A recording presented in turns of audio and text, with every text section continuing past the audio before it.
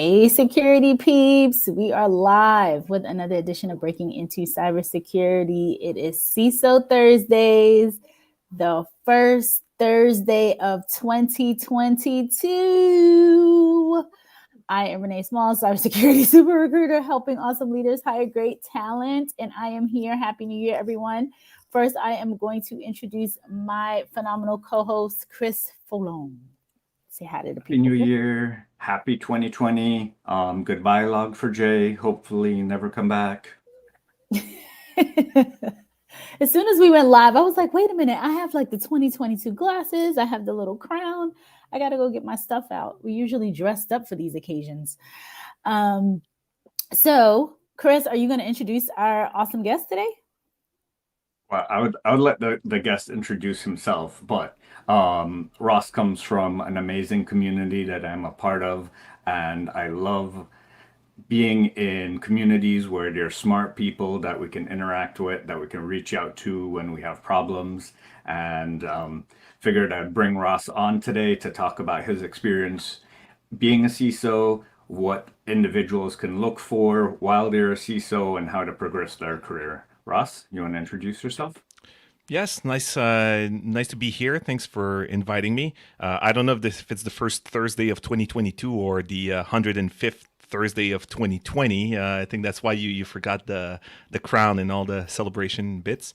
So yeah, nice to be here. I've been working security for quite a long time now.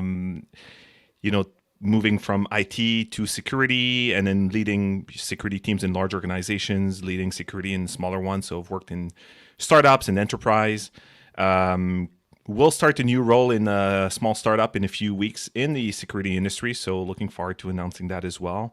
And previously I was a CISO at Finaptic, which is a fintech here in Canada, building a banking as a service offering. So that was a really interesting place where to work, greenfield environment. And, they did get acquired. So after the exit, I'm looking for my next thing. Nice. Congratulations on that. Yeah, congratulations. That's awesome. So everyone, before we jump in more with Ross, we want to find out where you are, where you're chiming in from, and let us know how your new year was, how your holidays were. You know how we are. We like to get all in the business and figure out what's going on with our peeps. So chime in and let us know. We do have some folks here. Hey, Chris, InfoSec Live is saying hi to us. Zoe is here. Hey, Zoe, Happy New Year. She says Happy New Year to everybody. And then, hey, Chris, Renee, and Guillaume. So I don't know who that is, but... LinkedIn user. LinkedIn user, yeah. Thank you, LinkedIn user. What else was I going to say? Oh, so today is a snow day in Northern Virginia. So if you hear little kiddos, floating around and showing up, that's where we are. We're back to 2020. We're back to 2020 when every day was a snow day. Okay, cool. So Ross, can you share with us kind of what Chris started out by saying? You've been in the industry a long time. You've grown into the role that you were in. What made you even think about getting into security? I'm always curious about how people got into security in the first place. Yeah, so I've always been kind of a nerd, kind of a geek, really interested in computers from really early on. My dad was a mainframe developer, and it's just like a family thing. And when I was probably around like 12, 13 years old, the internet was starting to become more common. You could get it at home, and I started getting interested in like how things are interconnected and how they work. But even when I started getting first jobs in IT, I didn't really understand that security was like a specialty you could work in. I still had the I took the assumption that, for example, if you worked in IT in a bank or you were a developer in a bank, you had to be awesome at security, right? Because that's a bank. And then I got my first job in a huge bank doing help desk for RBC, actually. And that was when I met the real world, right? Where I realized that, okay, so it's harder than you would think. And a lot of the complexity is not necessarily even technical, right? Like a lot of stuff is just doing things the right way. But when you've got 100,000 employees, it's way more complicated than it looks. And so I've worked in IT for a few years after that, but I was always the the person that cared the most about security and all the big IT projects. So for a while, I was doing very large Active Directory deployments and migrations, and of course AD and authentication and systems management. It all goes in really deep with security. So through these projects, I eventually became a security person in a way, but it wasn't like I ever set out to do it. I didn't even really know it was a thing when I started working. I just knew I liked working in IT, and I liked when things were done and built well, well-engineered systems, well-deployed, high performance. And I just saw security as a facet of quality, right? Like if it's a good system, it's going to be performant, it's going to be available, it's not going to breach confidentiality, all these things. So I just saw it as a facet of that, and over time kind of specialized, even though I would say I'm still kind of a generalist in a way, where I think in security you can get super specialized in different areas. But sometimes it's also good to maybe specialize in some areas and keep kind of a good overall knowledge of different things. Like, for example, AppSec is definitely not my strength. I'm stronger on like cloud security, endpoint security. But you still need to know a little bit of everything, and that's what makes security so interesting. There's so much to learn all the time. I have a question. So often those coming into the field are asking, should I specialize or should I generalize? As a CISO looking to build your team, how do you do it? How do you look for the specialist? Do you look for the generalist? How do you look for team members? It depends on the role, right? There's a lot of different things you can do in security, but I will say in many cases, I love hiring people who were developers or who worked in IT before, depending on the roles, right? So for example, if you want to work in application security, it really, really helps if you're an actual developer who then learned security or learned both, because you're going to be able to work with developers and help them make secure code or write libraries for them that they can then use. So I really like, that path of working in IT or being a developer, and then eventually learning more and more about security and starting in these roles.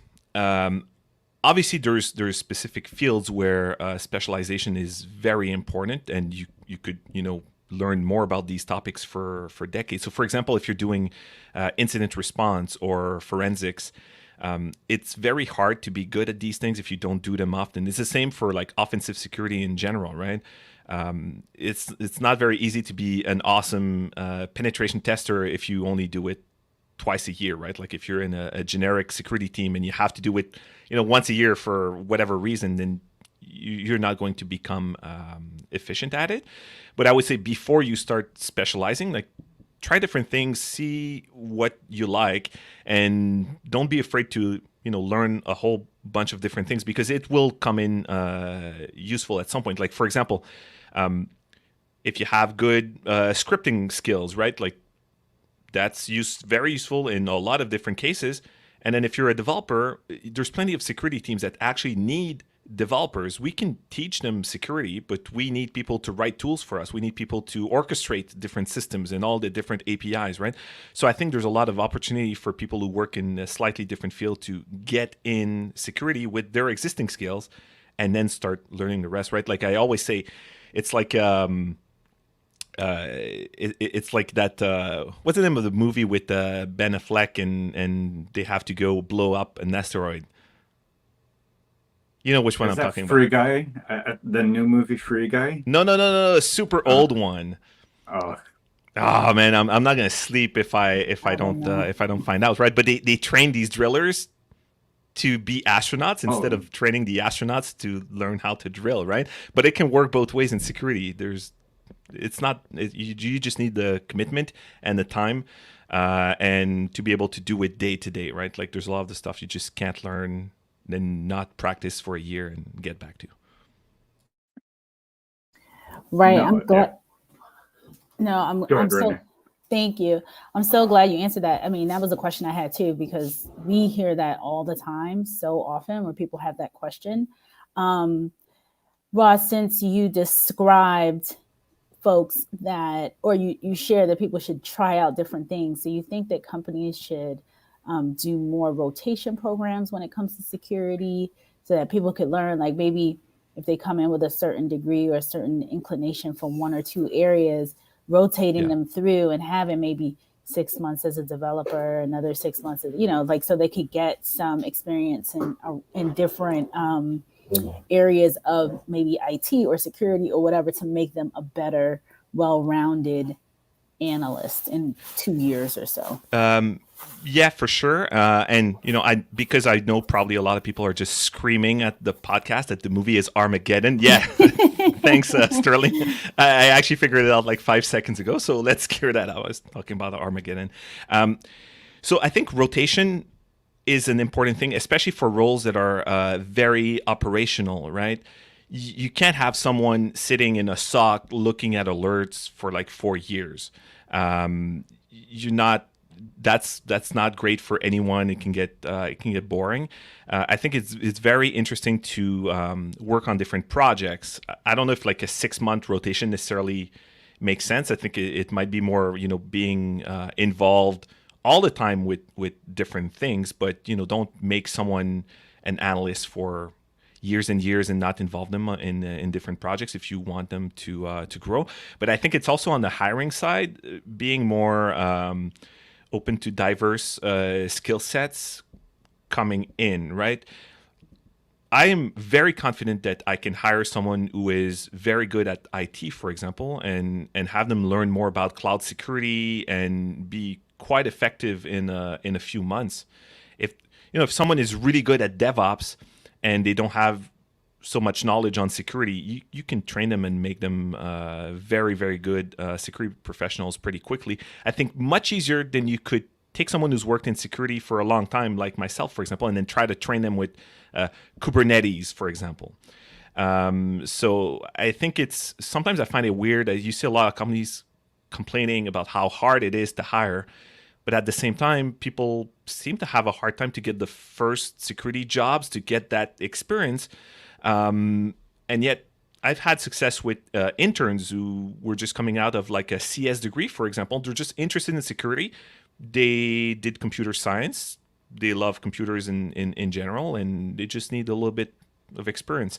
So I think it's getting people involved with different projects, not shielding them from information, right? Like you need to share. You don't want like the level 3 team to never train the analysts or share information about specific incidents or train them on specific tools that they can use. But mostly it's the hiring part. Like it just boggles my mind to see companies complaining about how hard it is to hire, and then they never try anything different. You and me both. I think it's so ridiculous. Go ahead. I had a question, since you mentioned hiring interns and kind of creating that growth path. What have you done to create a pipeline, both external from the organization as well as internal to the organization, to hire from within and to grow from within? Yeah, so I think the most successful program I've been part of for this was I used to work at Nuance Communications. They make all the voice recognition stuff. So it's not really a consumer-facing brand. Maybe people know Dragon Dictation, but the cars, the TVs that do voice recognition. That's all. Most of it is Nuance. Also, these IVRs you call, and then you have to talk to. But sorry about that. And we had a really good internship program there in the Montreal office. Montreal office was, I don't know, 500-600 people back then, and every quarter, we would take on close to 100 interns from all the local universities. And so we worked with the HR team that was organizing that, which they were awesome, by the way, the HR people at Nuance in Montreal, especially for the internship program. So we were in touch with all the different universities. Everyone knew we had that program. And we would essentially, all the managers would fight for intern budget because it was so successful. You knew if you could get a few interns, there's at least a few people you'd get to hold on to because they were awesome and they'd love to have a job, right? So it was kind of a fight to get these interns, and 100 people to onboard every quarter. that's a lot of work, right? Like the IT teams were super busy, getting laptops and finding room where to put them. And that was actually one of the coolest things I've been part of while I was at Nuance. And that's something that in a large organization, I think it's super important, because you need that, like a huge pipeline on a lot of people coming in. And then what I would try to do is, out of the 100, of course, they're not all going to the security team.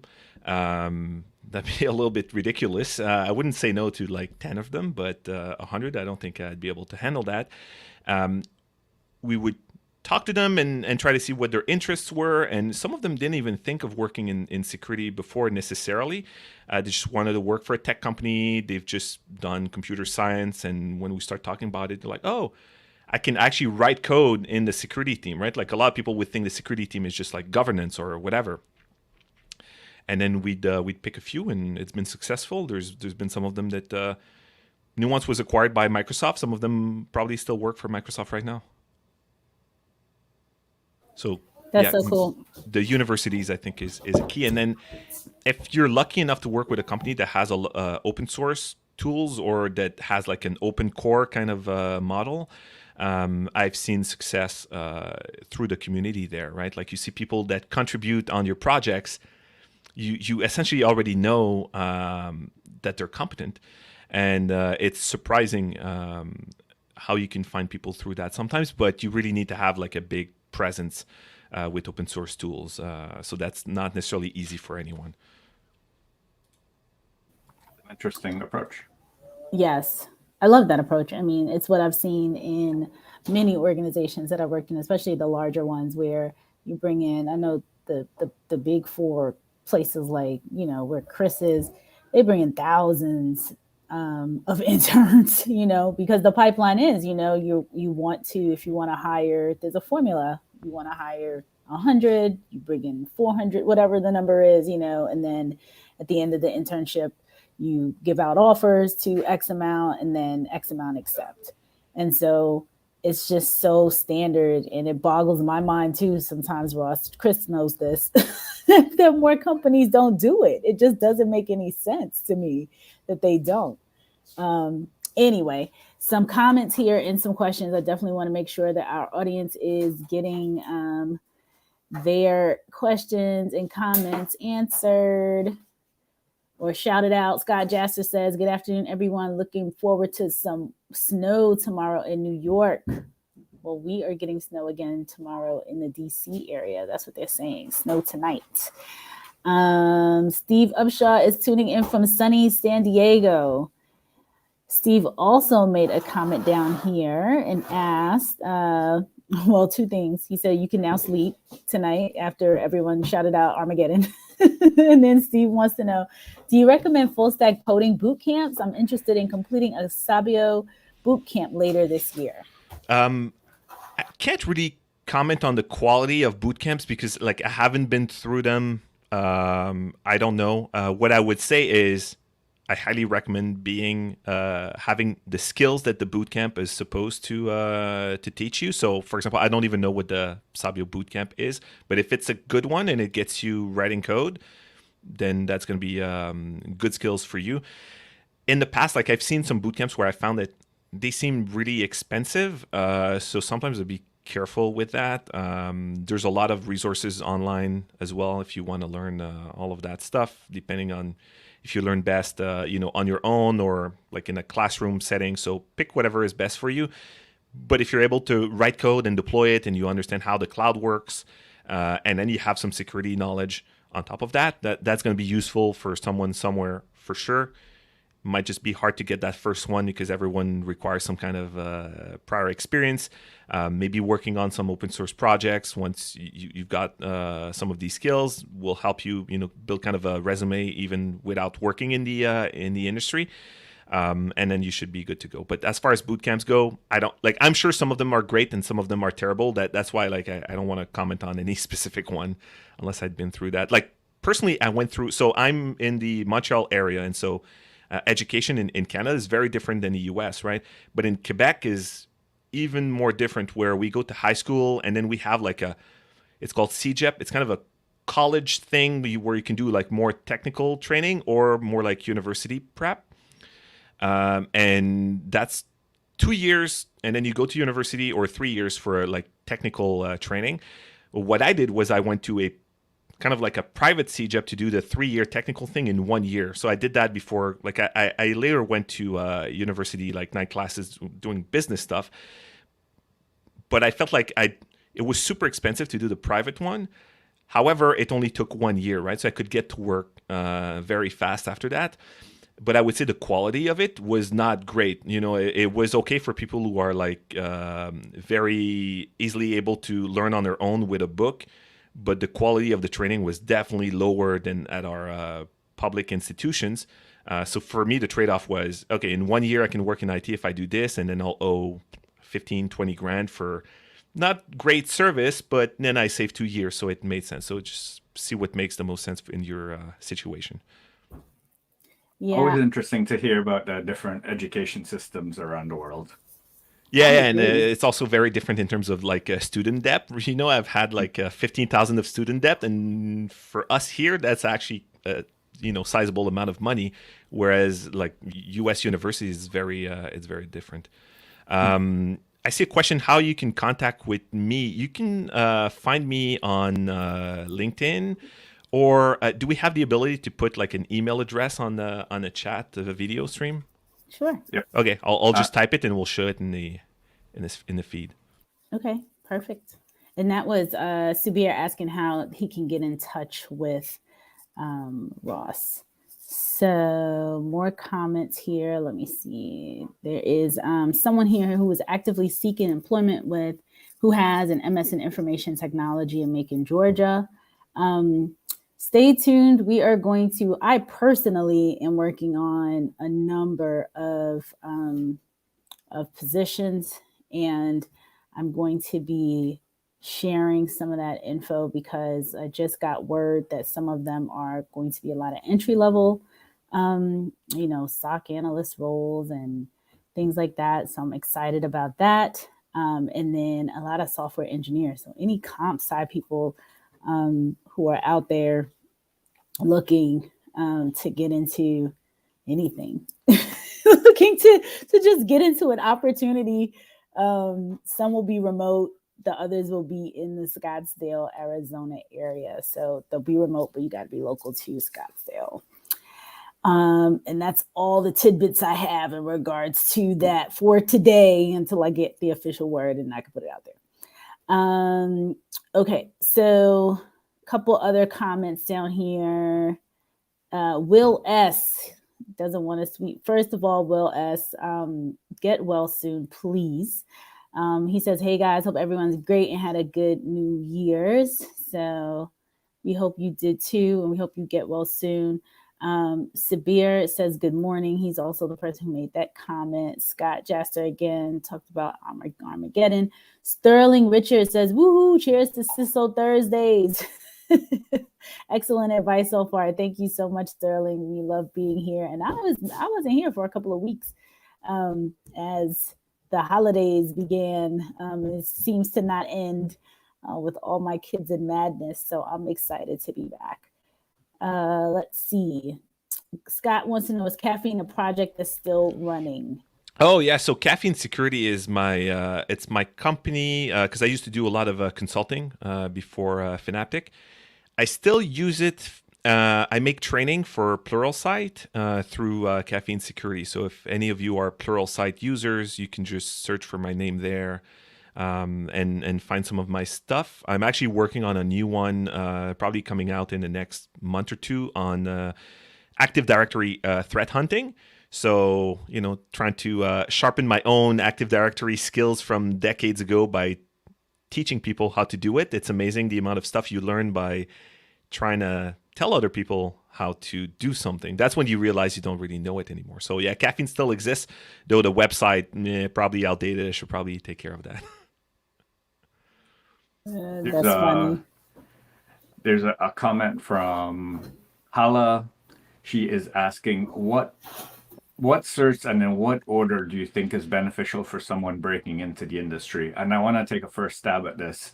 And I think Guillaume mentioned this earlier, is figure out where you want to go first, because there's so many certs within cybersecurity that if you don't figure out where you want to go, you could get a cert in a totally different area, realize that you hate it, and now while that cert is a good bragging right, it might not be the right cert to advance you in a certain career.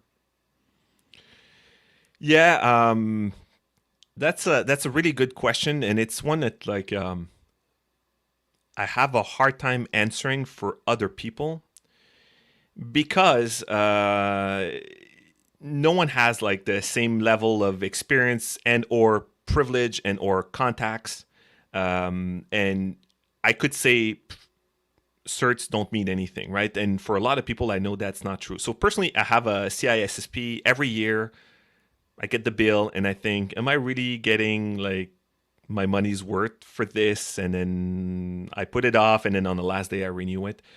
I figure at this point, I should probably just use to have a CISSP in my resume, so it goes through any filter that looks for CISSP in the resume. But if you're getting started, then it's very different. And I would say that there's some vendor-specific certifications that are not necessarily like security organizations that can be very useful as well. So for example, if you want to do cloud security, I would look at like the Google GCP training or AWS training before I would look at like a generic cloud security certification like CCSK, for example.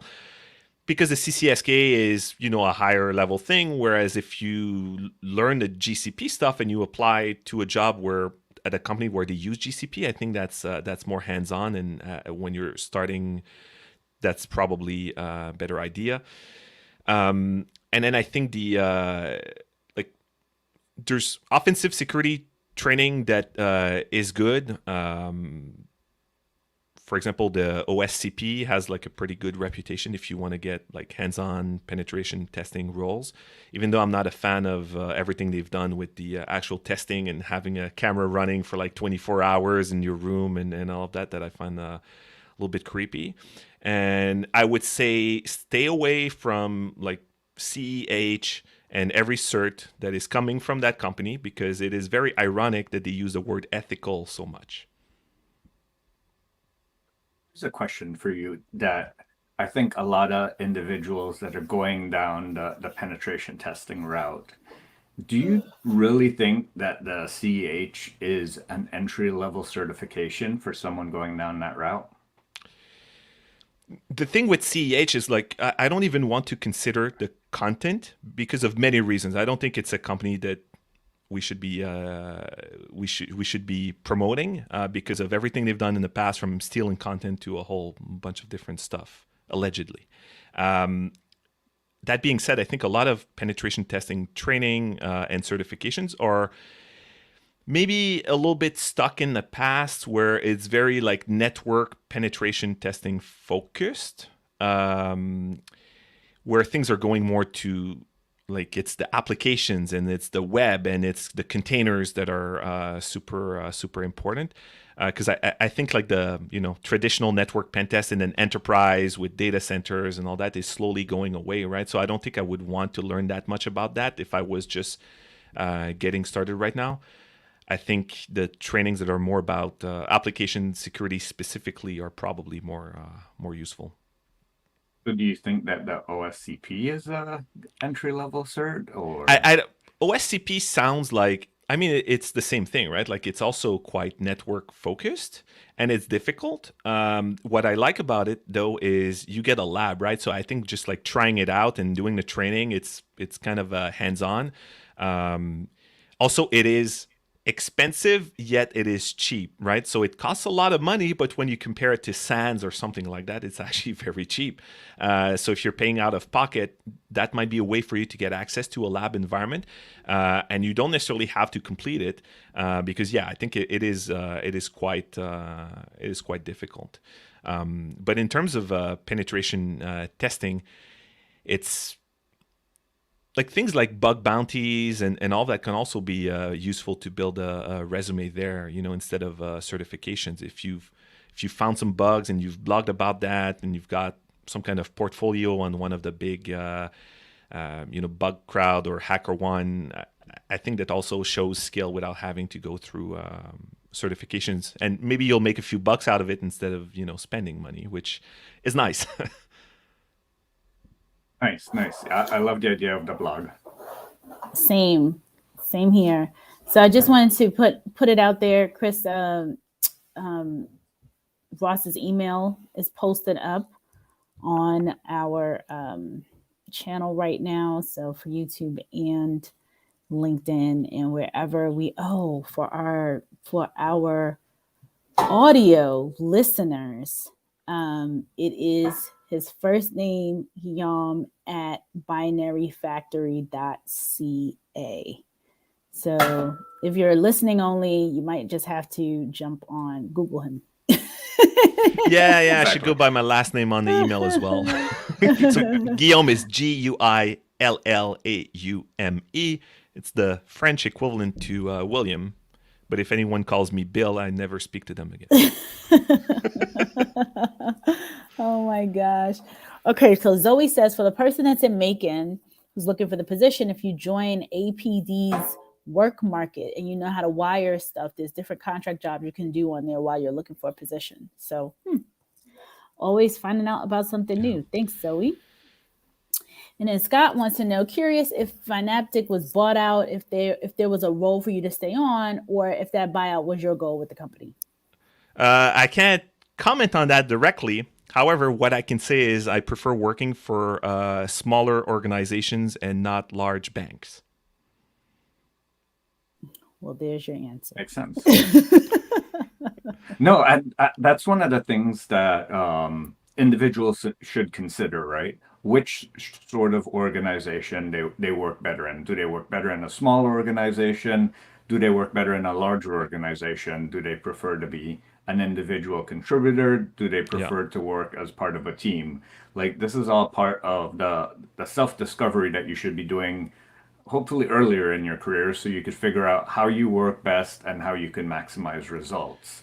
And I think that's a decision everyone needs to make. And so it's not just necessarily the size of the organization, because there are some large organizations that are actually quite agile and where you can get things done pretty quick.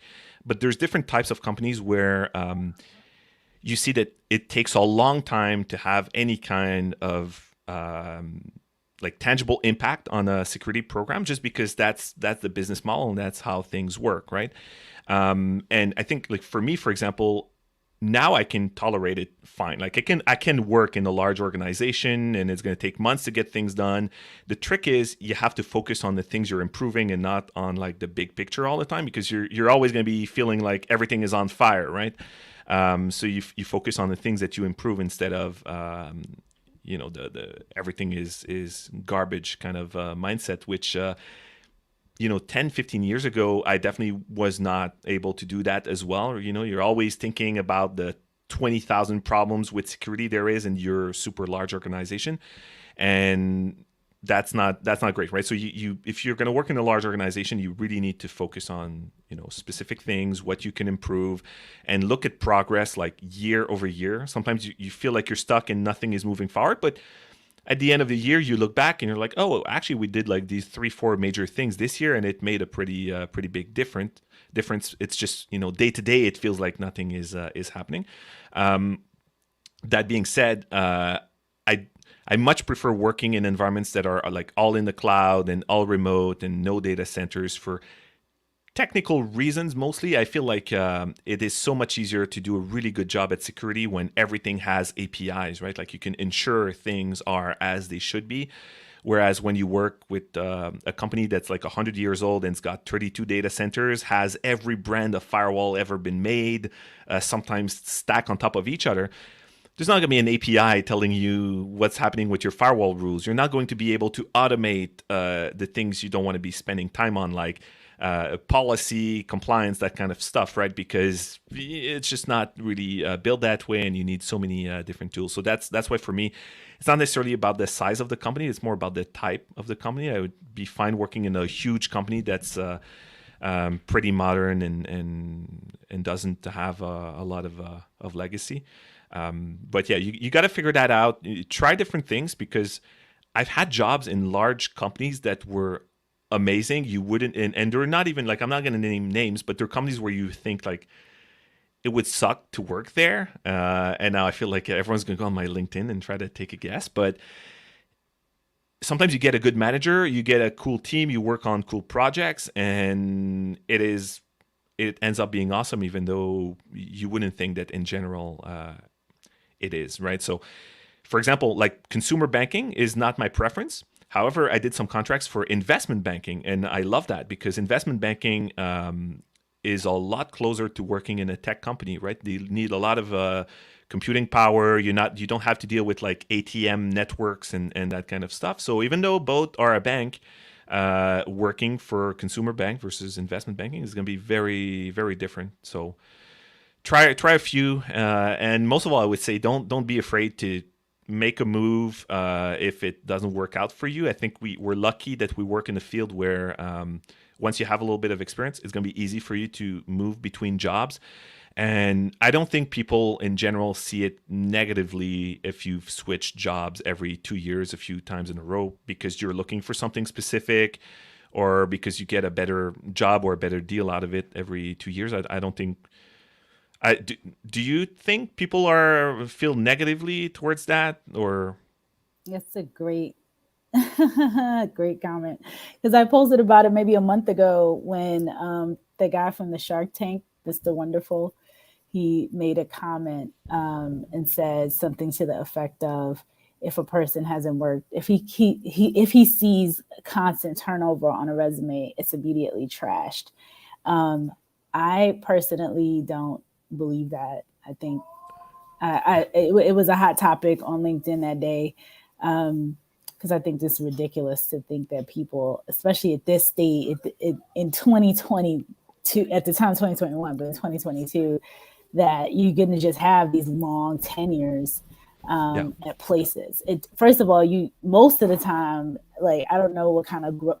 In some situations, you do get the growth, but especially to your point, Ross, when you were saying that, people are moving to do different things so they could grow in their skill set, because that's what a lot of people, especially when you're getting to a different, you're growing in your career, and you want to get different experiences, you want to try out different industries, all those different types of things that, how are you going to make that happen? You're going to sit in one company for 5 years and then go somewhere else when it looks like it's not going to work. Yeah. Plus, with the salaries and the market changing so fast, a lot of companies are not able to adjust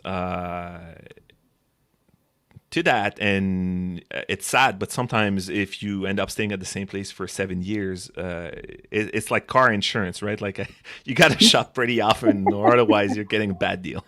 Exactly. I think people should always be, I won't say always, but I don't look at that at all as when I'm hiring, I also I don't at all. You said Mr. Wonderful? Is that Kevin O'Leary? Yeah. Okay. I get it. I can never remember his real name. I just always remember Mr. Wonderful. Yeah, well, I mean, he's a personality, so. He is, but also his goal was to become a politician and become Prime Minister of Canada, right? Like, and he's got zero experience there, so it's like, seems like you want to jump from one thing to another. Right, with no experience and not 2 years, I guess, here and there. So a couple more comments here that are good. Brent, hey Brent, Happy New Year. He says, I used to steer people to Peerless for cyber resources. What are some of the good free resources for tools and learning environments? So Peerless doesn't exist anymore. Honestly, I wasn't. It doesn't? I don't think so. I wasn't a huge fan of it because you needed to sign up, and it felt like a lot of stuff should have been more open. But it was nice that there was like one place. I would say there's a lot of stuff on GitHub in different repos. I could make, I don't know if you have show notes. Maybe I can make a list and put a few there.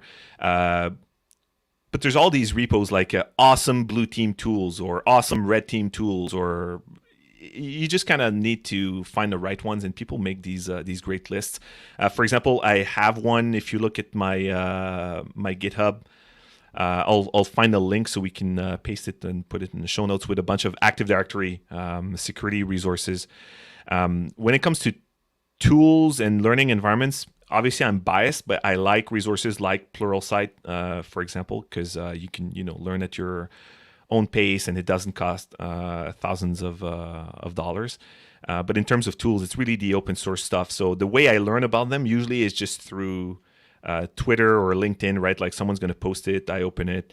I'm really bad at like saving bookmarks, and then I don't, like, for example, this week I was looking for a specific tool. I couldn't remember where I saw it. Ended up asking a bunch of people, don't you remember like 6 months ago we talked about a thing, and then oh yeah, I think it started with a Y, and then we found it. So I'm not the best person for archiving this, but there's awesome stuff on GitHub, that's for sure. Wow, Peerless is really gone. So GitHub is the place. Cool. More comments. So Paul Cummings. Hey, Paul Cummings. So Paul Cummings has the Cyberhuman, what is it called, Chris? Cyberhuman Initiative. Whole Cyberhuman Initiative. And Paul has merch now. So I can't wait for us to support, get our merch, wear it on here. We have to have Paul come on. So we all have on our hoodies or our t-shirts or whatever. And it supports the initiative. So folks, definitely connect with Paul, link up with him, and buy some merch. So Paul had a couple comments. Very, very true. And there are so many critical infrastructure companies in need of classic on-prem experience. Ross, when you were talking about the experience, and Paul says, with cyber as a continuous learning path, why would you stay in a role if you truly are eager? If you have a good personal growth model, it should reflect in your brand. I agree. Yeah. So if you work in some companies, that's totally possible to do within the same company. But that's not always true, right? Like there's not so many companies with a large security team with a lot of different roles. And my thoughts on gating roles with required certs from Paul. So I guess from my comment where I said I would write like used to have a CISSP to pass automated scans. Maybe write CISSP in white on your resume. I think you understand that I am really not a fan of gating roles with required certifications, especially considering like certifications cost money, some of them quite a bit, right? And when you work in this industry, you might think like, oh yeah, it's not that much money. But when you're trying to get in, it might look like much more money. And like I'm in Canada, right? Like cost of living is pretty high. So some of these things don't look like they're so expensive. But for people elsewhere in the world, it's a huge amount of money. That's why, I was really annoyed with the ISC increasing prices. Like it's not going to change my life to pay a little bit more. But I think there's people all over the world who want these certifications, need them for some specific roles, and I don't think you should do that unless there's like a legal requirement for you to do it. I know in like government and so on, that's how things work. To me, it reminds me like early on in my career, like I said, I did like that technical training, right? There were some roles in some organizations that I couldn't apply to because I didn't have a university degree. But I could have applied to with any university degree, right? Like the gating was just you need a university degree. And I was like, well, I've got the experience. I've got a technical degree specifically for the thing I'm going to do. And you're telling me if I did any kind of degree, then I could apply, but now I can't, right? So I'm definitely not a fan of that. What are some of the things that you've done with your former employers to remove that as part of the requirement? Working real close with the HR teams if you work in a large company, most of the time your recruiters, for example, they're not recruiting security people all the time. There are some companies that have security teams large enough where that is the case, right? Like you have a cybersecurity recruiter, like banks are a good example, right? Like a lot of banks will have a security team of like, I don't know, like 1,000 people, right? Like I don't know how many security people JP Morgan has. It's probably like 2,500 by now. So then you have recruiters that know the culture of the space really well. But when they have to be generalists and hire all different kinds of engineers and salespeople and marketing people and security people, you can't expect them to know the culture of every different role that they hire for. So always essentially work with them, explain to them how, like in cybersecurity, I think there's a lot of there's open sharing. There's a lot of like open source tools. There's conferences. There's people, publishing information on blogs. Like all of this stuff can be very useful without certifications, and then I would just remove it. But in general, I'm a big fan of removing a lot of like hard requirements from job postings, because you see these laundry lists, right? Like, oh, you need to have without even getting into the joke ones that are like, oh, you need 20 years of experience with the Go language, which isn't 20 years old or whatever. You still get these crazy job offers where I think what that creates is the only people that are going to apply are people that they don't fill all the requirements, but they know that they don't have to, right? Whereas you might have people that have like a slightly different take on this. They have less experience. They didn't go through that, and they see the list, and it's kind of deflating. You're like, wow, they want me to be an expert on these 35 things. I'm not going to apply. There's no way I'm going to get the job. And in the meantime, on the other side, like no one applies and no one gets hired. So gating in general, I'm not a big fan of.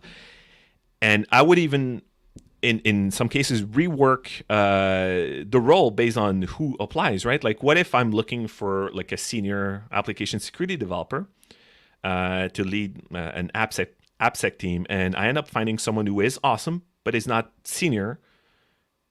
Oh, well, can we make that work, right? Maybe we rework it. We don't give them like a team lead role right now. We just like bring them on as a more junior employee, and then train them, and then in a year you'll see what happens, right? Because it's not worth looking for the unicorn for 6 months when you have someone that could become that unicorn in a year, right? So long story to say, nah, gating, not a big fan of, and gating of security certifications, even less so. Yes, and yes. I don't even have anything to add. I agree. wholecyberhumaninitiative.org/shop. That is where you get your merch for the whole Cyber Human Initiative. Clarence wants to know, what are your thoughts on landing a role without certs as a recent IT grad? So as I was saying before, I think it is harder than it should be. I have hired people with these types of resumes and experience in education before. I think more people out to do it. That being said, I would say if you're having a hard time getting a security role, you could totally take an IT role somewhere, because most IT roles will teach you experience that is very valuable for security, right? So for example, I said my first job like in a big company was help desk at RBC, huge bank here in Canada, right? Then I learned a lot about IT, working in a big company, access management, right? Because help desk in a bank in like 2000, that was a lot of, not a whole lot of single sign-on and SAML. So that's a lot of passwords to reset. And then I moved on to security through projects. So if you think it's like an interesting company that has a nice culture, then you can get in with an IT role. For example, in big companies where I've worked in the past, it's happened pretty often that like some IT person just seemed to be very focused on delivering like quality and secure projects, and then they start working with the security team like hand in hand. And if these people have eventually wanted to apply for a security role, they'd get hired internally pretty quick, right? Because let's say you work with like cloud or databases or Active Directory, as I did, and you're always helping out the security team, then you can apply internally. So essentially, I think it should be easier. I think companies should be more open to that. I understand that it apparently is quite hard for many people. But if that means you need to start in IT before moving on to security, I think that's a very good path. Just don't wait like 10 years before you start doing security, right? So as soon as you get your IT job, start focusing on the security aspects of that role. Learn as much about how you can have an impact. And then find a way to move on, like either internally or externally, right? Like then you'll have a year or two of experience. It's going to be much easier. Such good points. I did it. Go ahead. I did it myself. I did it myself. I started in help desk in a bank, and moved my way up. So definitely similar path as mine. What I would say, Paul shared a good link for those looking to learn IT support on YouTube, KevTech IT Support. And what he does is he teaches individuals how to do those basic IT support skills. So you can learn a lot from YouTube, a lot from Googling, a lot from GitHub to get those entry level roles.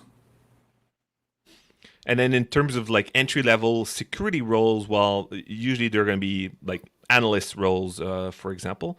And so if you see some of these are those that would usually be more willing to hire someone with less experience. And Brent says he robs internal IT teams for cyber positions. Yeah, that's the way to go. That's how it goes. Exactly. And yeah, not gonna make friends with their managers, but it's a really good sign, right? Because that means the IT team is hiring people that have an interest and keep learning. So Yeah, it's a win-win in the end, even though it doesn't sound like a win for the manager getting their people taken away from them. If they're good managers, they should care about the progression of the people who work for them, and so they should actually be happy. Yeah. and I agree. It's a win for the company. So if you're really Yeah. thinking about the company overall and people's growth and retention and having that talent stay within the company and not go elsewhere, because if they're looking for the growth, they're going to get the growth regardless. Exactly. Yeah. So, keeping them within the company and having that path, the manager should be hiring, knowing, like telling the person, hey, after you're here for 18 months or a year or whatever, then you can go get a job over there. It should literally be a part of the career pathing. So it grinds my nerves when I hear stuff like that. Oh, managers are upset. It's just like, this is ridiculous. Paul says, Brent, I love it. Who better can secure the business than insiders, which is the truth. Brent also made a comment about CISSP, saying it's not an entry-level cert. Yeah. So requiring it for anything but mid to senior roles is a mistake. Plus, in theory, you cannot get the CISSP if you're entry-level, right? Like, Right. There's experience requirements. Doesn't stop people from being dumb, though. So people will require it for entry-level jobs. They don't know what to do. And that goes to show that either that leader or whoever's writing that job description, which hopefully is the leader, because I get when people say, well, HR writes my job description. It's like, well, is HR hiring your person? Like, how are you going to just... Yeah, well, even if someone else is doing it, I think if you work in a company and you see these roles, even if they're not yours, I think you should go and flag it, like explain to whoever wrote it that CISSP is not an entry-level certification, right? So Exactly. So, yeah, I mean, you touched on so many different topics that we get so often in regards to the certifications. It's always a question, just breaking in, how to break in. So I'm really appreciative of all the advice and your own path, and then sharing with people how to kind of get behind the scenes, even that white out CISSP to get through the ATS system. It's kind of funny because some people, I mean, I get it because it's so ridiculous with these ATS systems that I know, I'm in HR, so I understand why they were put in place in the first place for compliance purposes and things like that. But the rule outs is just ridiculous. And to reject, these automatic rejections. Yeah, because you can get people to learn these and get these, pretty fast after anyway, right? So why would you reject a good candidate just for that, right? Right. Absolutely. So we are a minute away from the top of the hour. I want to make sure that if Chris or Ross, you have any final comments you want to add today, that would be fantastic before we wrap up. I would just ask the all famous question. How would you summarize your journey into one piece of sage advice for someone following in your footsteps? I would just say, don't be afraid to try new things when the old things aren't working out. Switch it up. Do not, the definition of insanity is trying the same thing over and over again, right? Yep. Awesome. Okay, well, thank you so much. Folks are saying great show all. Brent says that.